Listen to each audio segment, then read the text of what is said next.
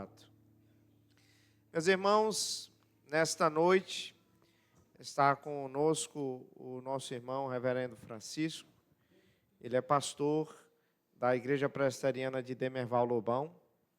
E até alguns dias desses atrás, ele estava lá no seminário, lá no meu gabinete. E aí eu olhei para ele e disse: Pastor Francisco, no domingo vai ter aniversário lá da minha igreja. E eu quero um pregador de fora para lá, só que eu não tinha arrumado ainda. E ele se colocou à disposição, irmãos, para nos abençoar. Ele é um amigo conhecido de longa data, nós somos contemporâneos de seminário. E o Senhor Deus tem usado ele para a bênção do povo do Senhor lá em Demerval Lobão. Ele também é vice-presidente do Presbitério Centro-Sul do Ceará e do Piauí, é porque eu sou do Ceará. Presbitério Centro-Sul do Piauí.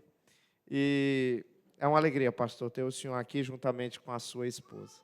Nós vamos orar pela vida deste irmão. Pastor, venha aqui. Senhor nosso Deus, louvado seja o teu nome, bendito sejas tu.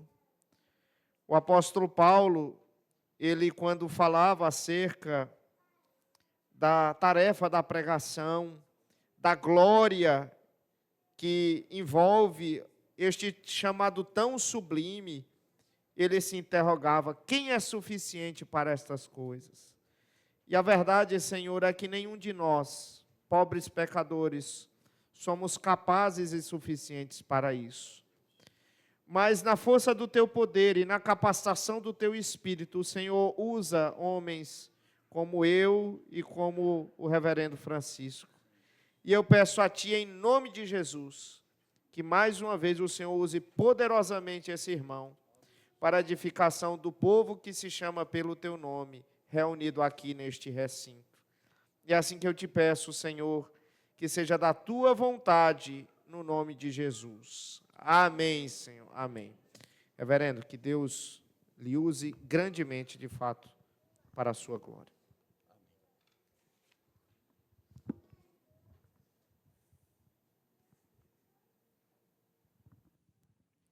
Graça e paz, irmãos, da parte de Deus Pai e de Jesus Cristo, seu bendito Filho. Amém. Meus irmãos, é um prazer estar aqui com os queridos, um privilégio ao mesmo tempo. O reverendo Jefté me perguntava agora há pouco se eu já tinha vindo aqui alguma vez, e eu disse a ele: não, esta é a primeira vez. Então, é um momento especial para mim estar com os queridos, um momento tão especial como este, um aniversário de 4 anos, né, de existência desse trabalho. Certamente muitas foram as lutas até aqui, mas o Senhor, pela sua bondade, pela sua misericórdia, os assiste de tal maneira que esse trabalho tem crescido para a glória do Senhor. Então, desde já, quero agradecer ao reverendo Jefté pelo convite que me foi feito. E, sem mais delongas, gostaria de pedir aos irmãos que, por favor, abram as vossas Bíblias na profecia de João, Apocalipse capítulo 7.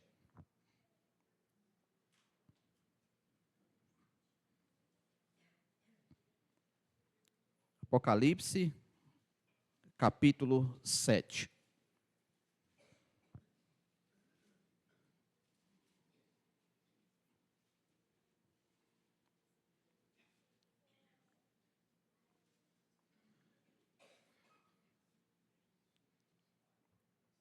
Os versículos 9 ao versículo de número 12.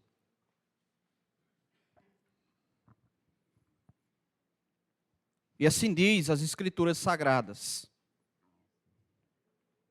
depois destas coisas vi, e eis grande multidão que ninguém podia enumerar, de todas as nações, tribos, povos e línguas, em pé diante do trono e diante do Cordeiro, vestidos de vestiduras brancas, com palmas nas mãos.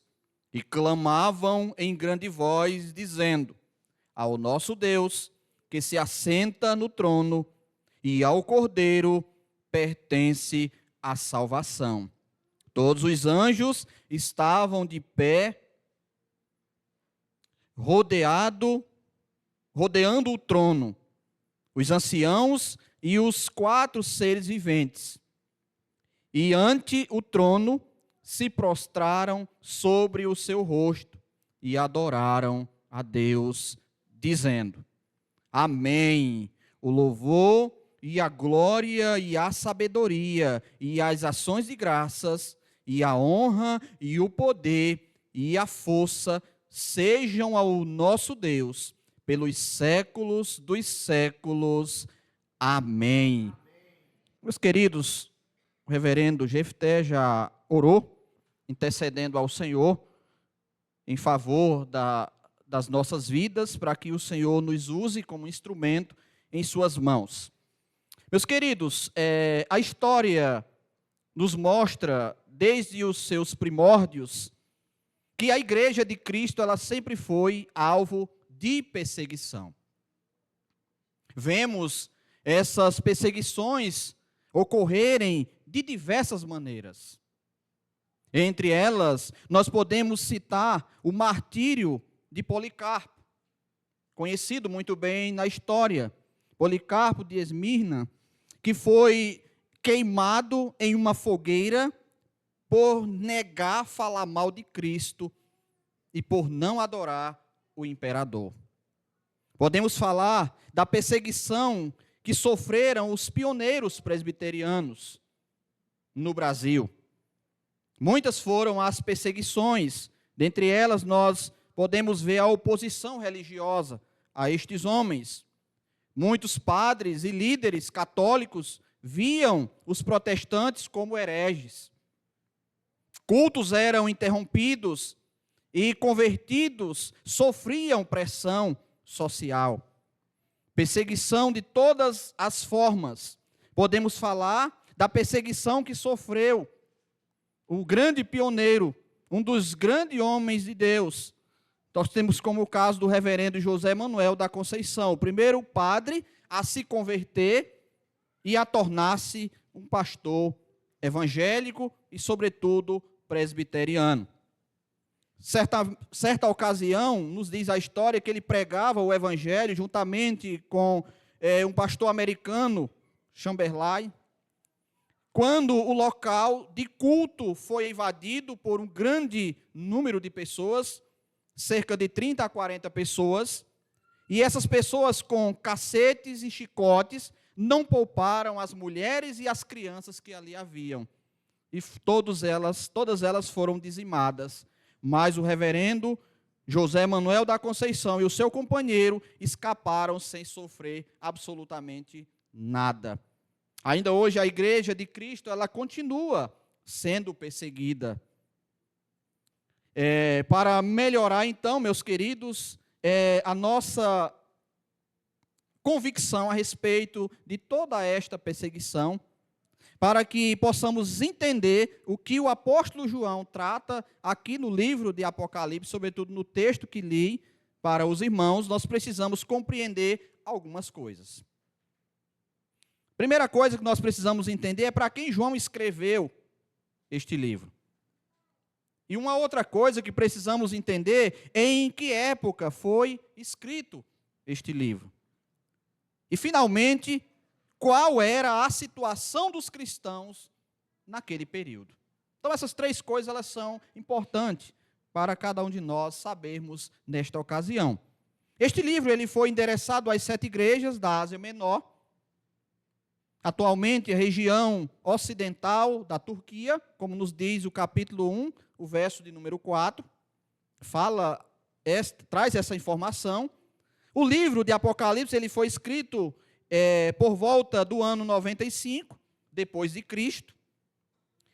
E o livro de Apocalipse também, ele foi escrito pelo apóstolo João para encorajar os cristãos a permanecerem fiéis em meio às lutas e às perseguições.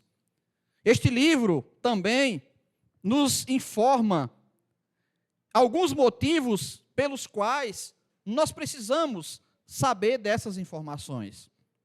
Entre os motivos de perseguição sofrida pela igreja da época, nós podemos citar o imperador Domiciano. Este imperador, ele é descrito na história, ele começou a exigir de todos os seus súditos a adorarem como Deus. Isso ocorreu principalmente na região da Ásia Menor. Os cristãos, diante desta situação, não podiam dividir a sua lealdade. Os que permaneceram fiéis a Cristo foram perseguidos. Houve morte, muito sangue foi derramado. Outros cristãos foram jogados nos calabouços. Como nós podemos claramente ver no capítulo 2, aqui mesmo de Apocalipse, no versículo de número 13, nos traz essa informação, quando diz claramente: conheço o lugar em que habitas, onde está o trono de Satanás, e que conservas o meu nome, e não negaste a minha fé, ainda nos dias de Antipas, minha testemunha, meu fiel, o qual foi morto entre vós, onde Satanás habita. E também nos traz uma outra informação, o capítulo 6, o verso de número 10, dentro desse mesmo contexto, quando ele nos traz a seguinte informação: clamaram em grande voz, dizendo: até quando, ó soberano Senhor, santo e verdadeiro, não julgas nem vingas o nosso sangue dos que habitam sobre a terra? Então havia esse clamor por causa dessa perseguição, por causa das muitas mortes que já haviam ocorrido, e os cristãos então se voltam para o Senhor e clamam ao Senhor em prol dessas pessoas que assolavam a sua igreja, que assolava o seu povo. Havia uma tentativa constante para que os cristãos se envolvessem com o paganismo. Este texto, meus queridos, de Apocalipse capítulo 7, sobretudo os versos 9 a 12, é justamente o oposto de todo esse sofrimento e de toda esta perseguição a qual estava sendo enfrentada por esses cristãos. João, ele recebe uma visão gloriosa do futuro que aguarda essa igreja sofrida. João, ele vê esse glorioso futuro no qual os irmãos que estavam sendo perseguidos, que estavam sendo assolados por esses inimigos da igreja, mostrando a eles que essa perseguição, ela não os levaria ao fim, que essa perseguição não apagaria a fé dos seus corações e a esperança a qual eles haviam posto no Senhor Jesus Cristo. Uma multidão incomparável de pessoas e de todas as nações, tribos, povos e línguas, reunidas diante do trono de Deus e do Cordeiro, é a visão que o apóstolo João tem. João, ele escreve esse livro com o objetivo de confortar e trazer esperança para as igrejas para as quais ele escreveu, mostrando que ainda que o povo sofra por causa do evangelho, ainda que vidas sejam dizimadas, Jesus é o vencedor, e a igreja, por estar nele, será sempre vencedora. E por fim, meus irmãos, Jesus guiará o seu povo a um estado de eterna bem-aventurança, a uma vida de plena felicidade. Diante disso, meus queridos, quero expor esse texto com base no seguinte tema: os redimidos desfrutarão de plena felicidade na eternidade. Os redimidos desfrutarão de plena felicidade na eternidade, porque lá eles gozarão de uma perfeita comunhão com o seu Deus. Essa visão que João teve foi a mais gloriosa de todas as visões que ele recebeu. ele ficou maravilhado. João viu a igreja triunfante na presença de Cristo e do seu trono. João afirma que diante do trono havia grande multidão que ninguém podia enumerar. Eram pessoas de todas as nações, tribos, povos e línguas, abrangendo assim cada grupo social, étnico, político e linguístico. Todos estavam reunidos na presença do Cordeiro, na presença daquele que derramou o seu sangue e comprou para ele mesmo esse povo que agora o adora. Sendo antes o número completo, a obra redentiva de Cristo, temos aqui um quadro da igreja que pertence a Cristo. Esta não é uma visão dos salvos no seu estado intermediário. O que João viu foi a totalidade da igreja após a consumação, desfrutando de perfeita comunhão com o Senhor. Existe alguma ligação entre essa inumerável multidão do versículo 9 e os 144 mil do versículo 4 desse mesmo capítulo? Por que eu pergunto isso, meus queridos? Porque, diferentemente do que afirma a seita das testemunhas de Jeová, que veem esses dois grupos como sendo diferentes, grupos diferentes, onde os 144 mil selados são os que irão para o céu e os outros selados passarão a eternidade aqui na terra. Quem já teve o desprazer de se deparar com a testemunha de Jeová, eles anunciam exatamente isso, que as pessoas habitarão aqui na terra. E eles estão exatamente se referindo a esses que foram selados aqui. Ao contrário das correntes teológicas, com as suas características, que veem os 144 mil como um grupo de judeus, nós entendemos que esses dois grupos são a mesma coisa. É o mesmo grupo, é apenas um grupo de pessoas, que é apenas descrito pelo apóstolo João. Entre os vários motivos que poderíamos citar, como os 144 mil e a multidão sendo um só grupo, falaremos daquele que é o principal, o selo nos servos de Cristo. Como já dissemos, a multidão do versículo 9 é a totalidade da igreja de Cristo. O versículo 3 nos mostra que os 144 mil selados são servos de Cristo.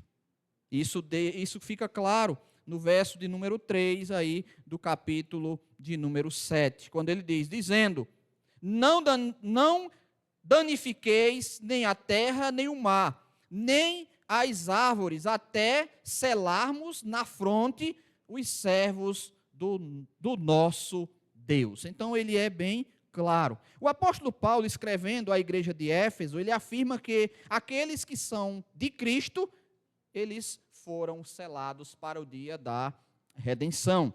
A conclusão é que esses 144 mil selados são a totalidade dos cristãos da antiga e da nova dispensação. Estão inclusos nesse grupo judeus e gentios. A totalidade que João vê diante do trono de Deus é que eternamente desfrutarão de plena felicidade após o término da sua jornada aqui na terra. João afirma que essa multidão, que ninguém podia enumerar, mas Deus conhece, estava de pé diante do trono e do Cordeiro, diante do seu Redentor. Estavam contemplando a beleza do seu Senhor. Meus queridos, interessante é que, para esses irmãos que estavam sendo perseguidos, para esses irmãos que estavam sofrendo, para esses irmãos que estavam enfrentando verdadeiro sofrimento, uma mensagem como esta, trazida da parte do apóstolo João, recebida da parte do próprio Deus, certamente encorajou aqueles irmãos. Porque muitas vezes, quando somos perseguidos, quando passamos por algum tipo de tribulação, às vezes a pergunta que nos vem é quanto tempo durará essa perseguição? Quanto tempo durará este sofrimento? Ou quanto tempo haveremos de enfrentar tamanhas dificuldades? E aí, ao olharmos exatamente para o futuro que nos aguarda, para o reino que nos está preparado, então nós encontramos verdadeira esperança e nós encontramos o verdadeiro conforto para a nossa jornada enquanto aqui estamos. Então, permanecer diante do Cordeiro, diante do trono, significa ter comunhão com o Redentor, render-lhes culto e gozar a sua presença. A multidão de salvos estavam todos vestidos de branco, simbolizando pureza e santidade, mostrando que aquele povo, eles agora estavam desfrutando de um estado totalmente superior ao qual eles estavam enquanto estavam na terra. Isso, meus queridos, é também o cumprimento da promessa de Jesus à igreja de Sardes. Lá no capítulo 3, ele diz que ele vai prometer que os fiéis seriam vestidos de branco. Isso claramente, o verso 3 em diante, sobretudo o versículo 4 e o versículo 5 do capítulo 3, nos apresentado exatamente esta afirmação. Versículo 4 ele diz: tens, contudo, em Sardes, umas poucas pessoas que não contaminaram as suas vestiduras e andarão de branco junto comigo, pois são dignos. Aí ele conclui no verso 5. O vencedor será, assim, vestido de vestiduras brancas, e de modo nenhum apagarei o seu nome do livro da vida. Pelo contrário, confessarei o seu nome diante de meu Pai e diante dos seus anjos. Então veja que nós temos aqui uma segurança. Então, as roupas brancas ali, no contexto, com Apocalipse capítulo 2, verso 7, tem um sentido de vitória. O verso 7 do capítulo 2 traz esse sentido. Veja o que diz o verso de número 7 do capítulo 2.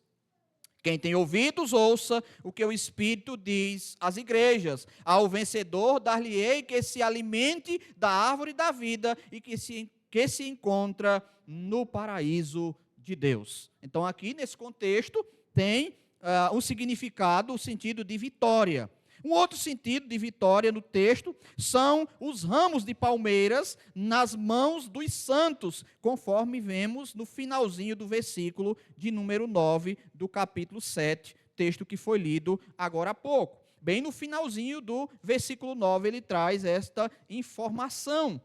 Quando ele apresenta, quando ele diz assim, de maneira bem clara, com palmas nas mãos. Dos 4 evangelistas, somente João, ele cita as pessoas tomando ramos de palmeiras para receber Jesus na sua entrada em Jerusalém. E aí nós vemos aquelas pessoas com aqueles ramos para receber, para recepcionar Jesus Cristo na sua chegada em Jerusalém, como é descrito lá em João capítulo 12, o versículo de número 13. Agora João vê nos céus os santos celebrando a vitória de Cristo sobre Satanás, sobre a morte e sobre o túmulo. Agora eles verdadeiramente estão livres. Agora eles estão verdadeiramente distantes de qualquer sofrimento, de qualquer perseguição, as quais eles um dia enfrentaram. Os santos estão ali eternamente gratos pela redenção que Cristo obteve para eles. O verbo grego aqui, composto, traduzido para o português como vestidos, literalmente é tendo sido envolto. Ou seja, ele é um particípio passivo perfeito. Ou seja, é uma ação verbal no passado com significação permanente. E a voz passiva do verbo mostra que Deus é o agente. Ou seja, o que essas verdades extraídas do verbo grego nos mostram, nos ensinam? Nos mostram que aquele que Deus salvou e santificou, esse permanece no seu estado até o fim. Ele passará por todas as provações nesta vida, mas Deus o guardará até o fim. O sofrimento é certo, a perseguição é certa, as tribulações são certas, mas a certeza também que temos é de que o Deus Todo-Poderoso, Ele nos guardará até o fim. Independente do que viermos a enfrentar. Gozar da presença de Deus nesta vida e de forma perfeita após a morte e a ressurreição, aonde desfrutaremos eternamente da verdadeira e plena felicidade juntamente com o Senhor. Certa vez, o Senhor Jesus disse aos seus discípulos que eles, por um momento, eles chorariam enquanto aqui estivessem. Mas Jesus disse a eles que haveria de chegar um momento em que eles haveriam de rir. E nesse momento, ninguém tiraria deles esta alegria. E é exatamente quando estivermos com o Senhor, quando estivermos contemplando a face do nosso Rei, que a alegria ela estará perfeitamente com cada um de nós e não há ninguém que possa impedir a nossa alegria. Enquanto aqui estamos, irmãos, às vezes as nossas alegrias elas são até mesmo frustradas. Quantas vezes nós temos até medo de sorrir? Muitas vezes a gente tem medo de sorrir, quando a gente começa a rir muito, não sei se você já ouviu alguém dizer, eita rapaz, deixa eu parar de rir porque parece que eu estou adivinhando alguma coisa ruim. Porque é um sorriso que não é permanente, é passageiro, é momentâneo. Porque são momentos de alegria. Felicidade eterna só nos céus, alegria plena só nos céus. Aqui é temporário, aqui é passageiro. Então as pessoas têm medo até de rir, porque elas sabem que logo após esse sorriso pode chegar uma má notícia. Após essa alegria pode chegar uma má notícia. Então João vê uma multidão inumerável que está diante de Deus e do Cordeiro, entoando louvores de ações de graças, e os seres celestiais se juntam a esse coro também adorando a Deus, prestando ao Deus Todo-Poderoso a verdadeira adoração. Meus irmãos, os santos juntos entoam no céu um cântico, mesmo sendo muitos procedentes de diversas nações e falando diferentes idiomas. No céu, a confusão de Babel chega ao fim. Lá, a linguagem dos santos é a mesma. Neste cântico entoado pelos santos, onde todos desfrutam da presença de Deus, a palavra salvação recebe toda a ênfase. Eles atribuem essa obra maravilhosa a Deus e ao Cordeiro, e não à sua própria sabedoria, ou à sua própria bondade, ou aos seus próprios méritos. Mas eles atribuem a quem de direito? A Deus. Eles reconhecem que se ali estão desfrutando de plena felicidade, foi porque Deus planejou essa obra de salvação para eles e comissionou seu Filho bendito, o Senhor Jesus Cristo, para iniciá-la, executá-la e completá-la. E assim ele o fez. Este cântico de gratidão é o reconhecimento por tão grande salvação, agora desfrutada por esse povo. Os seres celestiais, em concordância com a adoração da igreja triunfante, louvam a Cristo. Louvor que é parecido com o que nós encontramos no capítulo 5 de Apocalipse, os versículos 11 e o versículo 12. Veja a semelhança. Versículo 11 diz: Vi e ouvi uma voz de muitos anjos ao redor do trono, dos seres viventes e dos anciãos, cujo número era de milhões e milhões e milhares e de milhares, proclamando em grande voz: digno é o Cordeiro que foi morto, de receber o poder, a riqueza, a sabedoria, e força, e honra, e glória, e louvor. Então eles proclamam, eles declaram aquele que é digno de receber o poder, a honra e a glória. João trata ainda, meus queridos, sobre a perfeita comunhão com Deus, que os redimidos desfrutarão no céu. Isso fica claro no verso de número 15 aqui do capítulo 7. Diz: razão porque se acham diante do trono de Deus e o servem de dia e de noite no seu santuário. E aquele que se assenta no trono estenderá sobre eles o seu tabernáculo. Ou seja, João trata com perfeição a respeito da comunhão que esses irmãos desfrutarão. João diz que a razão para que eles estejam ali é porque eles lavaram as suas vestiduras e alvejaram no sangue do Cordeiro, como é dito no verso 14. Respondi-lhe, meu Senhor, tu o sabes.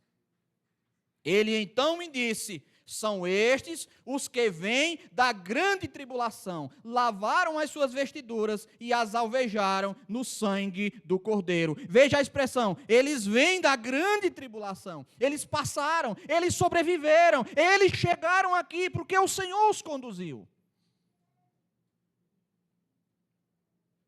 Eis a razão pela qual eles estão diante do trono. Eis a razão pela qual eles estão diante do Cordeiro. Porque o Cordeiro os conduziu, o Cordeiro os levou até o fim. João mostra que os santos têm acesso direto ao trono de Deus. E esse estar na presença de Deus, diante do seu trono, servindo incessantemente, pode ser comparado como o serviço que o sumo sacerdote exercia no Antigo Testamento. Lá, o sumo sacerdote, ele entrava na presença santa de Deus no dia da expiação, uma vez por ano, e isso só por poucos minutos. João mostra que todos os glorificados, os que lavaram as suas vestes no sangue do Cordeiro, desfrutarão da presença santa de Deus, não apenas por alguns minutos, mas o servirão de dia e de noite.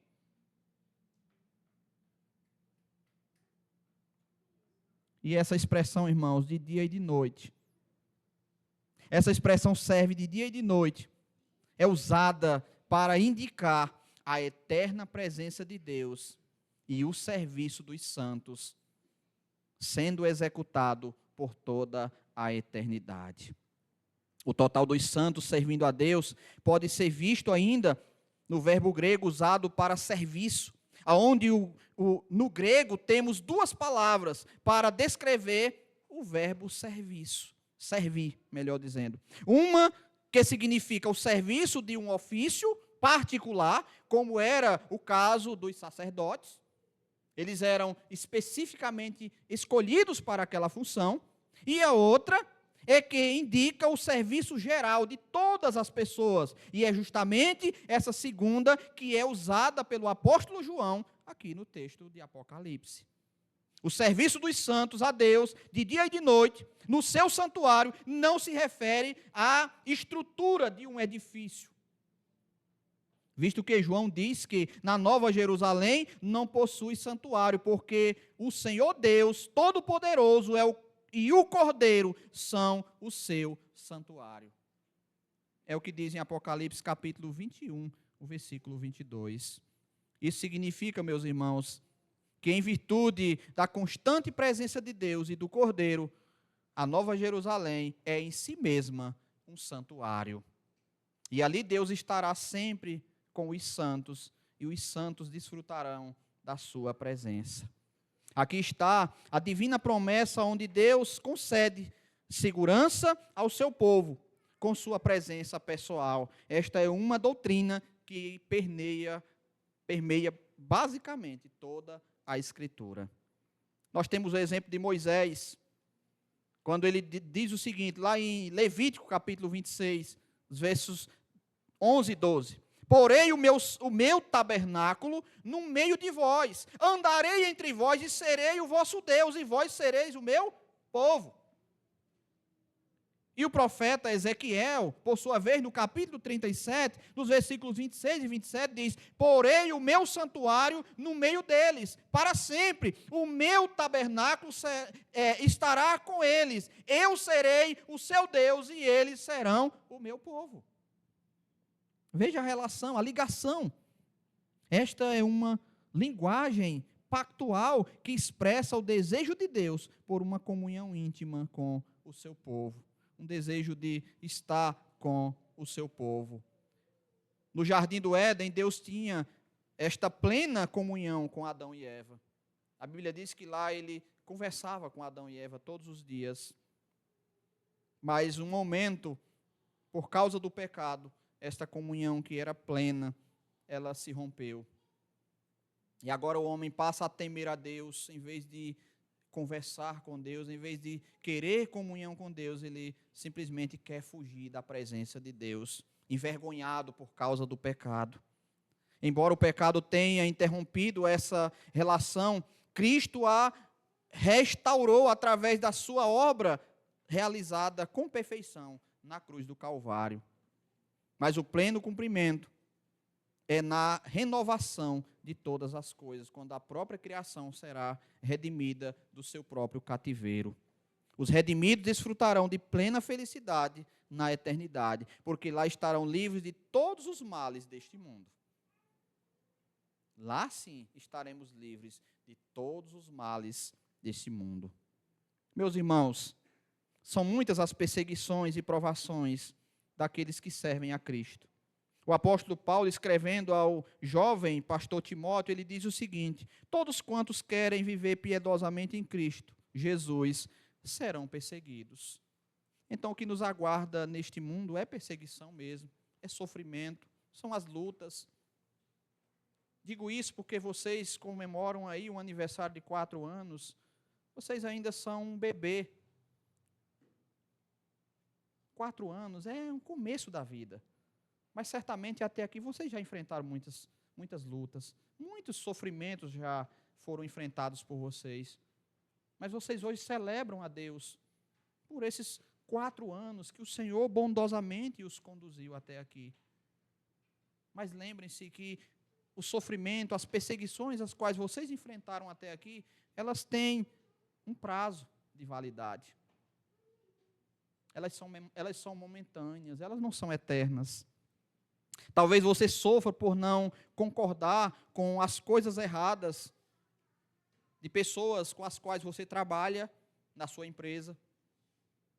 Talvez existam pessoas que tenham até mesmo perdido o emprego e agora estão sofrendo dificuldades. Tudo isso por causa da fidelidade a Cristo. Tudo isso por não se curvar diante do sistema desse mundo.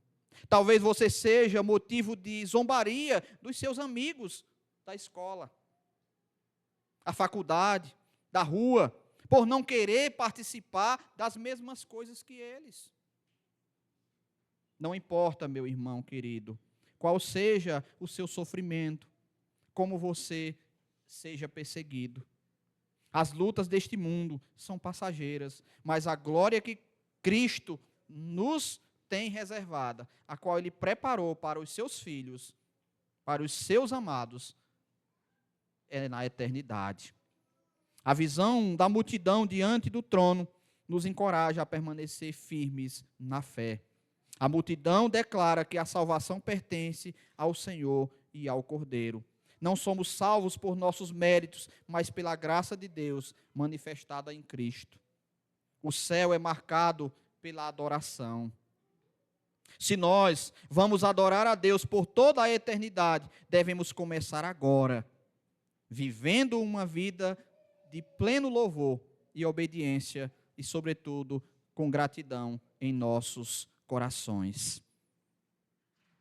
Pessoas de todas as nações, tribos, povos e línguas estarão juntas diante do Senhor. A igreja, ela deve refletir essa unidade, acolher, amar todos aqueles que pertencem a Cristo. O futuro do cristão não é a derrota, mas é a vitória em Cristo. Essa esperança nos fortalece para enfrentar qualquer dificuldade com confiança. O apóstolo João nos lembra de que a história termina com a vitória de Cristo e a adoração dos remidos diante do seu trono. Por isso, vivamos hoje com fé, santidade e esperança, aguardando o dia em que todos nós estaremos para sempre na presença de Cristo.